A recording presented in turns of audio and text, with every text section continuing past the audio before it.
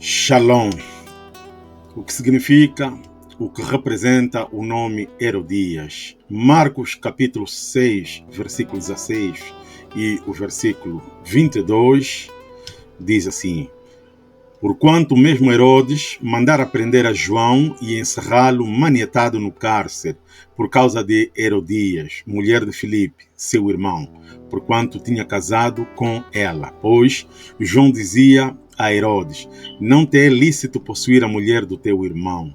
E Herodias o espiava e queria matá-lo, mas não podia, porque Herodes temia a João, sabendo que era varão justo e santo, e guardava-o com segurança e fazia muitas coisas, atendendo-o e de boa vontade o ouvia.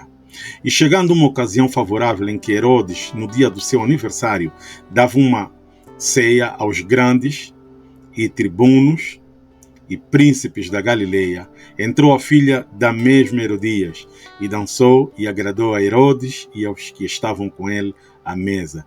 Disse então o rei à jovem: pede-me o que quiseres e eu te darei. Essa história é muito pertinente, é muito profundo espiritualmente. Nós primeiro temos que entender o que significa ou o que representa o nome Herodias. Herodia é o lado feminino de Herodes. É neta de Herodes, o grande, e irmã de Herodes Agripa I. Está registrado em Marcos capítulo 6, no versículo 17 e o versículo 22. Herodias representa as paixões da alma humana, o lado feminino do pensamento, dos 5 sentidos natural no homem ou no ser humano.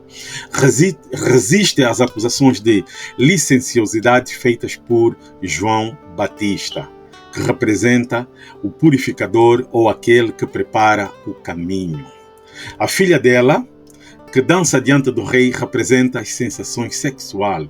O rei fica tão satisfeito com a dança dela que, em seu êxtase, está disposto a dar-lhe qualquer coisa que ela peça, até mesmo metade do seu reino. Por sugestão de sua mãe, ela pede a cabeça de João Batista, como a recompensa da dança, né, que o rei lhe promete que lhe daria até metade do reino. Ela pede a cabeça de João Batista por sugestão de sua mãe, porque sua mãe já tinha algo contra João Batista, queria matar João Batista. Encontrou nesta oportunidade uma brecha, né, um caminho para executar João Batista.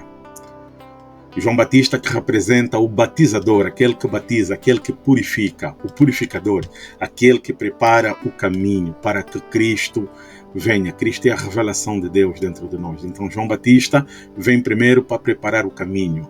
E quando uma vez o caminho é preparado, então Cristo, ele se revela a nós.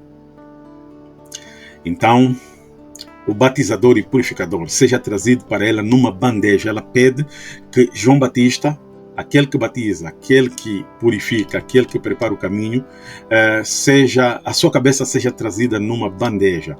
O rei então vê o que sua renúncia, o rei vê que a sua renúncia ao êxtase da vontade da carne causou, e ele se arrepende, mas já era tarde.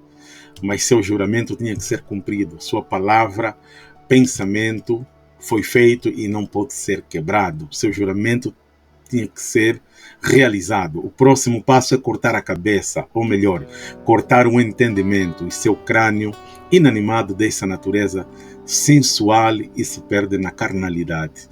Então, esta mulher, a Herodias, pede que cortem a cabeça de João Batista numa bandeja. Na verdade, João Batista representa o batizador, o purificador, aquele que prepara o caminho para que Cristo se revele a nós. Quando aquele que prepara o caminho, aquele que purifica, aquele o batizador, aquele que batiza, ele cortar a cabeça, isto aqui é uma representação de cortar o entendimento. A pessoa perde o entendimento de Cristo. Cristo é a palavra de Deus, o Filho de Deus, a justiça de Deus, a graça de Deus, a verdade suprema e a imagem de Deus restaurada dentro de cada um de nós. Quando é cortado esse entendimento, a pessoa perde o norte, perde o rumo. Então este rei, o Herodes, ele perde-se na natureza sensual da carne, se perde na carnalidade, na mente carnal. Esta é uma história verdadeira de milhares de pessoas em nossa realidade hoje, que, imersas no desejo da vontade sexual dos sentidos, recusam-se a mudar os seus hábitos quando o processo regenerativo começa. Geração e regeneração são opostas, meus irmãos e minhas irmãs.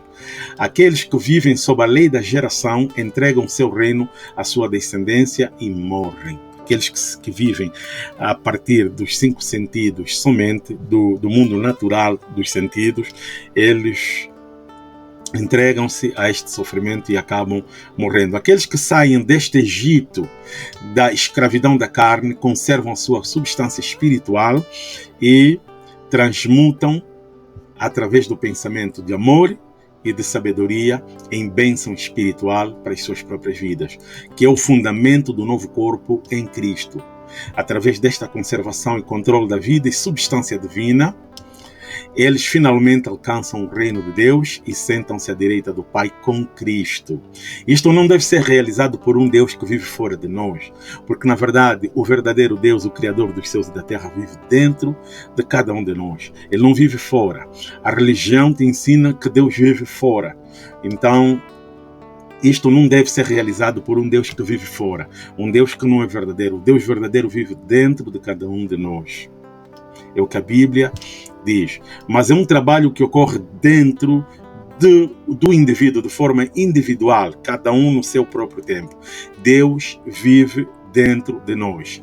1 de Coríntios, capítulo 6, versículo 17, diz que não sabeis que todos aqueles que se juntam ao Senhor são um espírito com o Senhor? Então, nós somos um Espírito com o Deus Criador dos céus e da terra, quando recebemos Jesus como nosso Senhor e Salvador. Logo, a nossa realidade é Deus dentro de nós, não é fora de nós. E esse trabalho acontece dentro de nós porque Deus vive dentro de cada um de nós. Ao vencedor, ao que vencer, lhe darei que se assente comigo. Está no livro de Apocalipse. Ao vencedor, vencer o quê? Vencer os prazeres sensuais dos 5 sentidos da nossa carne. Quando nós vencemos essa inclinação dos 5 sentidos para a gratificação carnal, nós então, Deus nos dá o direito de nos assentarmos com Ele à sua direita, com Cristo. Ao vencedor darei-lhe que se assente comigo. É a promessa frequentemente repetida para os santos no Apocalipse. A força, o poder e a pureza chegam à alma através do domínio das suas paixões e apetites carnais e de nenhuma outra maneira. Então, nós nos tornamos fortes espiritualmente quando vencemos os 5 sentidos inclinados para a carnalidade.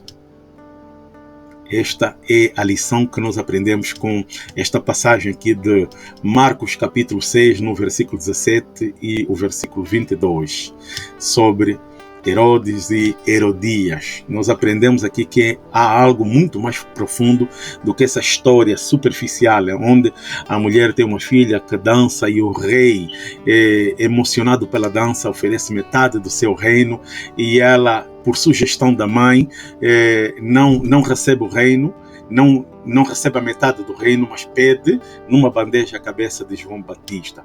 João Batista representa o entendimento espiritual, para que Cristo então se revele a nós. Quando é cortado o entendimento espiritual, Cristo não é mais revelado naquela vida. E como é que é cortado esse entendimento espiritual? Através da sensualidade carnal, quando é inclinada para a carnalidade, para o pecado, para o que é sexual ilícito.